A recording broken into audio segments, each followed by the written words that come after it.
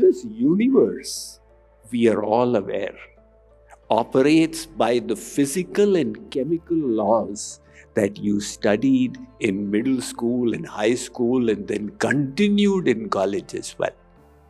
Well, there are also some laws that are instituted by governments.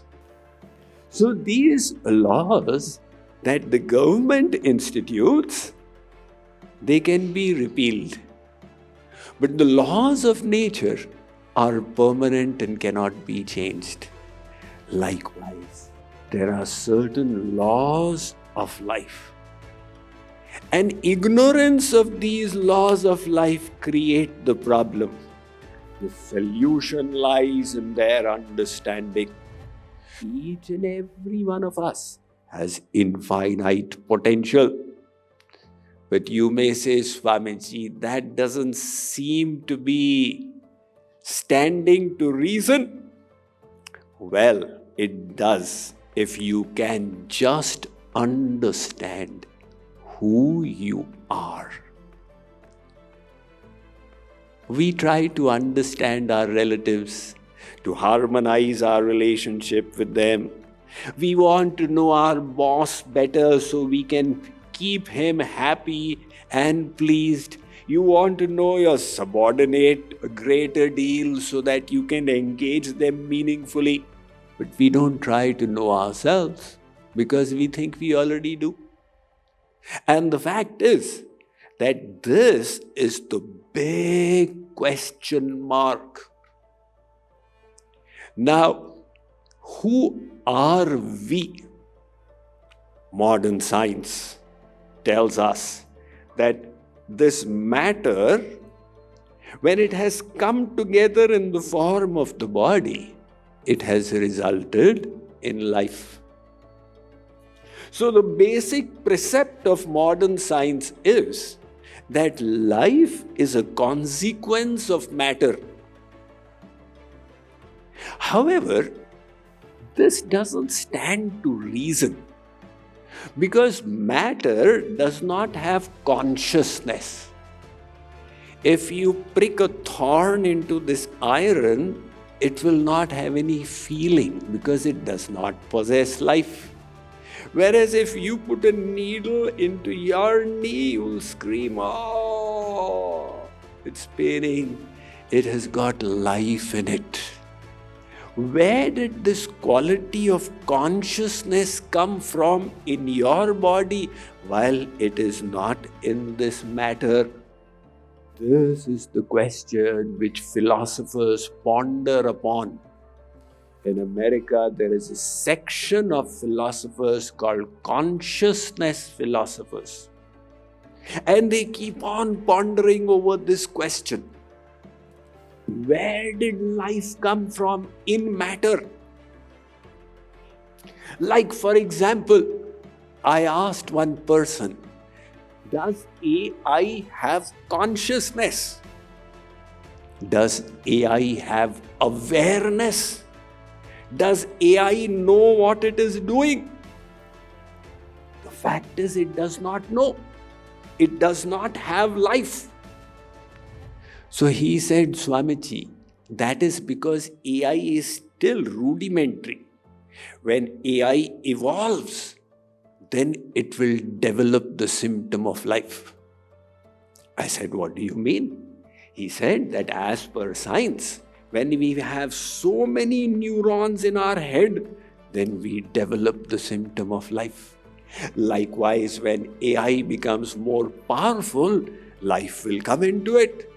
So what he is expressing is the perspective of science, because science does not accept the existence of anything non-material in the body.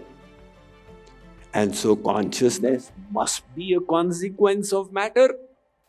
But then one question remains unanswered. Matter does not possess free will. And we all do have free will. Where did this free will come from? One famous scientist called Towns, he said, every scientist realizes they have the freedom of choice. But there is nothing in science that can explain the existence of free will. And yet, we all realize we have it. So there itself, we have proof of the existence of something beyond matter in the body. What is that? The Vedas inform us that is the real you. You know, Pablo Picasso, in the year 1947-48, he made 18 paintings of a buffalo. First, the complete buffalo. Then he removed certain parts, but you can still see there's a buffalo. Then he removed a little more and still you can see there is a buffalo. Then he removed even more and still you can see. Until the 18th painting, should go and check it out on the internet, has just got a few 6 lines and still you can make out, oh my God, this is a buffalo.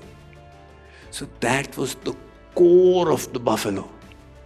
What is your core?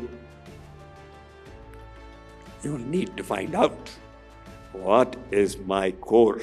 Kinker Baij has been the most outstanding sculptor in India in the 20th century. At the age of 19, he entered Shantiniketan of Rabindranath Tagore, the cultural school. And he stayed there all his life. He made many masterpiece sculptures. One of them was of the Buddha. And when he did the unveiling, reporters asked him, you made such a fantastic piece. How did you get inspired to do it?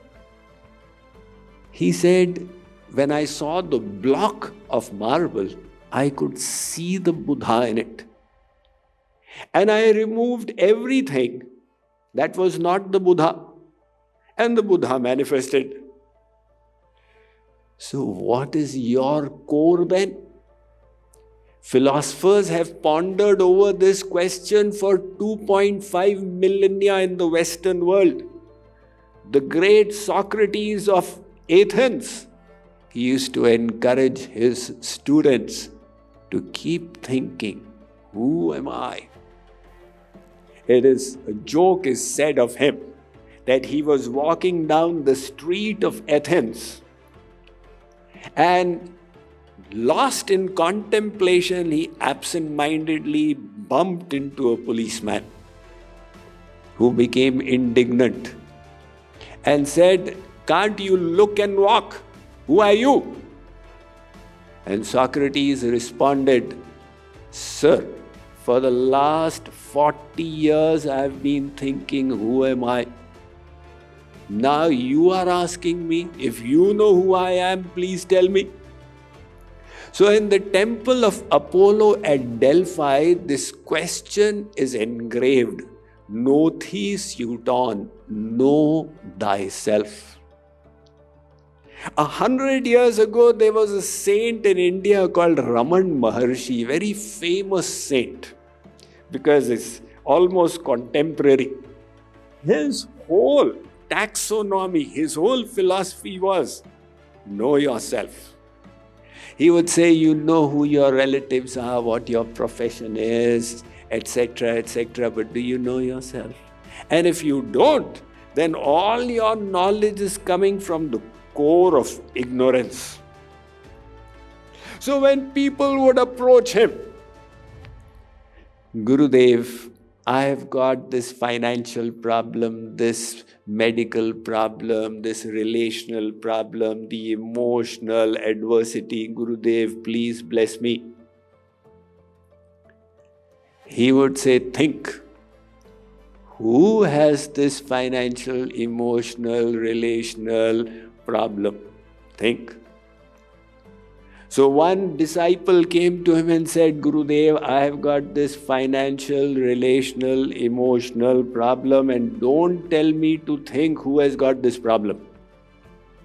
He said, in that case, think. Who is saying, don't tell me to think who has this problem? So he would repeatedly point to the discovery of the self.